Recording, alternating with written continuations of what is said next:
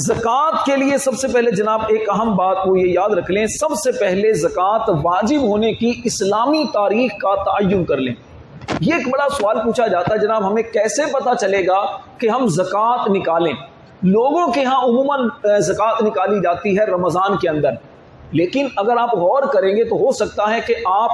شعبان میں یا ربیع الاول میں آپ صاحب نصاب ہوئے ہوں پچھلے سال، تو اگر پچھلے سال آپ ربیع الاول میں مالک نصاب ہوئے، آپ کے پاس 52.5 تولہ چاندی یا اس کی رقم یا اتنی مالیت کا سامان آپ کے پاس آیا، آپ پر زکوٰۃ لازم ہوئی، تو اب آپ 2-3 مہینے جو آگے تاخیر کر رہے ہیں، اس تاخیر کا گناہ ملے گا، گناہوں کا میٹر جاری رہا۔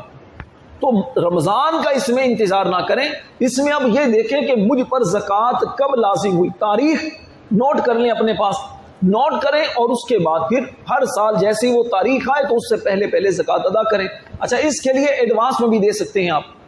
ضروری نہیں کہ آپ نے آخر میں اکٹھی زکوٰۃ نکالنی ہے، تھوڑی تھوڑی کر کے زکوٰۃ نکالتے رہیں، حساب کرتے رہیں، اپنے پاس لکھتے رہیں، تو جب آپ دیکھیں کہ جناب پورا ہو چکا ہے نصاب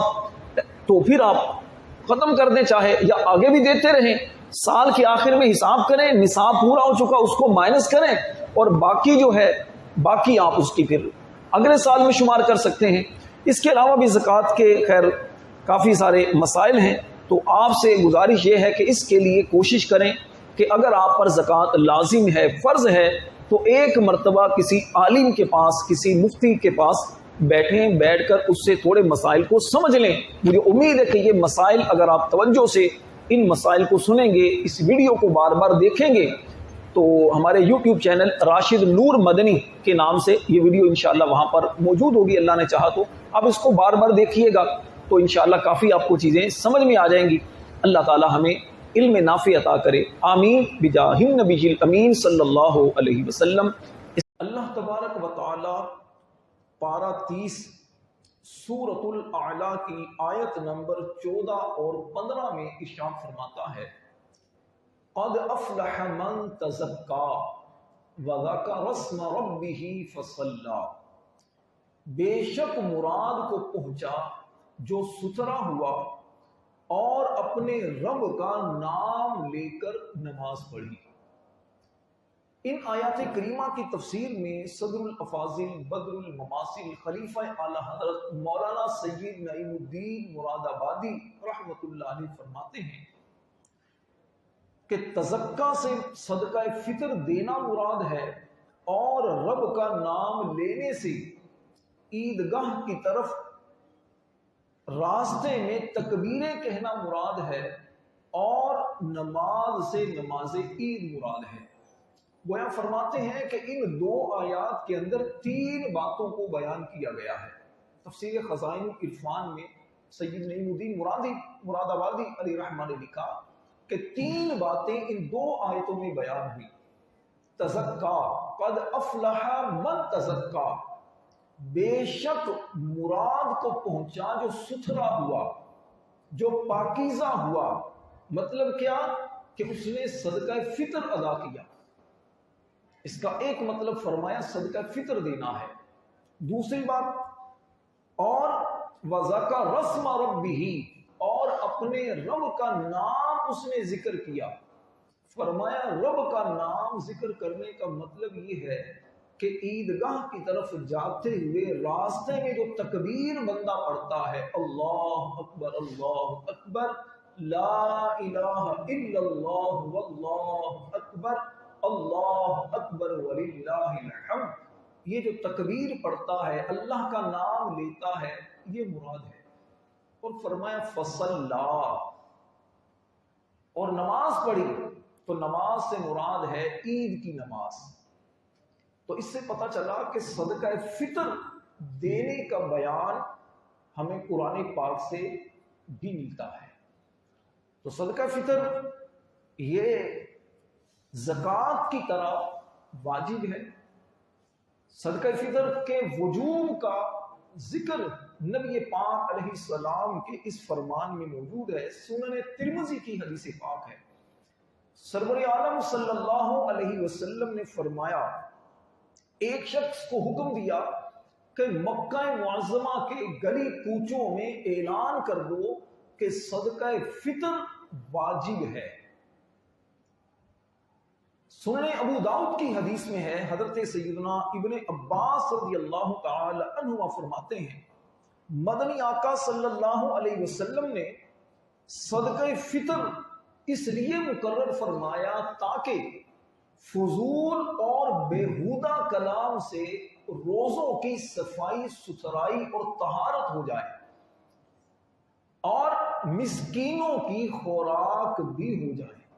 جو مسکین ہیں، یتیم ہیں، غریب لوگ ہیں، ان کو بھی کچھ مل جائے، ان کی بھی کچھ ہیلپ ہو جائے، وہ بھی عید اچھی طرح منا سکے۔ حضرت سیدنا انس بن مالک رضی اللہ تعالی عنہ کہتے ہیں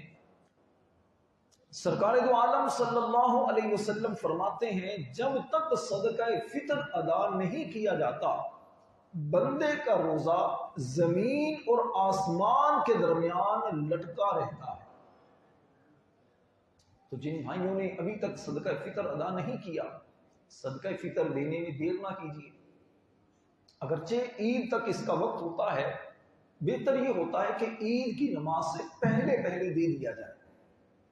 ابھی بھی دیا جا سکتا ہے، اور کوشش کی جائے کہ زکوٰۃ ہو، صدقہ فطر ہو تو جب وقت آ جائے اس سے پہلے ادا کر دیا جائے۔ رمضان مبارک میں زیادہ ثواب ہے۔ زکوٰۃ کا تو چونکہ سال سے تعلق ہوتا ہے، اسلامی سال جب مکمل ہو جائے تو اس سے پہلے دینا ہوتی ہے زکوٰۃ، لیکن صدقہ فطر یہ رمضان میں عموماً دیا جاتا ہے، تو کوشش کریں خاص طور پر صدقہ فطر اگر جمعہ کے دن آپ دیں تو انشاءاللہ ثواب زیادہ ہوگا۔ صدقہ فطر کا معاملہ بھی زکوٰۃ ہی کی طرح ہوتا ہے، یہ بھی اسی کو دے سکتے ہیں کہ جس کو آپ زکوٰۃ دے سکتے ہیں۔ صدقہ فطر کس پر واجب ہے اس بارے میں سنیں کہ صدقہ فطر ان تمام مسلمان مرد و عورت پر واجب ہے جو صاحب نصاب ہوں، مطلب 52.5 تولہ چاندی یا اس کی مالیت ان کے پاس ہو، یا 7.5 تولہ سونا ان کے پاس ہے، یا اتنی کرنسی 52.5 تولہ چاندی کی رقم تک جو کرنسی پہنچے وہ کرنسی ان کے پاس ہے، پرائز بانڈ ان کے پاس ہیں، یا پھر مال تجارت اتنا ان کے پاس ہے، تو پھر ان پر صدقہ فطر واجب ہے۔ اور یہ جو نصاب ہے یہ حاجت اصلیہ یعنی ضروریات زندگی میں جو چیزیں استعمال ہوتی ہیں، جیسے رہنے کا مکان ہے، اس کی سواری ہے، کتابیں ہیں پڑھنے کے لیے، پیشے کے اوزار ہیں، ان کے علاوہ اس کا جو نصاب ہے وہ اس کا نصاب ان چیزوں سے فارغ اگر ہے تو پھر اس پر صدقہ فطر یہ واجب ہے۔ اچھا جی، صدقہ فطر واجب ہونے کے لیے عاقل بالغ ہونا شرط نہیں ہے، جس طرح کہ زکوٰۃ کے لیے عاقل بالغ ہونا یہ شرط ہے، صدقہ فطر کے لیے عاقل ہونا بالغ ہونا یہ شرط نہیں ہے، بلکہ بچہ یا پاگل یہ بھی اگر صاحب نصاب ہیں، مالکی نصاب ہیں، تو ان کے مال سے ان کا جو سرپرست ہے، ولی ہے، وہ صدقہ فطر ادا کرے گا۔ اس کے علاوہ بھی صدقہ فطر کے اور بہت سارے مسائل ہیں۔ صدقہ فطر کے حوالے سے ایک یہ ہے کہ ماں اپنے چھوٹے بچوں کی طرف سے صدقہ فطر ماں کے لیے ادا کرنا یہ واجب نہیں ہے، باپ کے لیے اپنے جو نابالغ بچے ہوتے ہیں ان کی طرف سے صدقہ فطر ادا کرنا ہوتا ہے۔ باپ پر اپنی بالغ اولاد کا صدقہ فطر دینا واجب نہیں ہوتا۔ تو بہرحال صدقہ فطر دینا چاہیے، اس سے روزوں کی طہارت بھی ہو جاتی ہے اور انسان کی بہت ساری مشکلات بھی دور ہو جاتی ہیں۔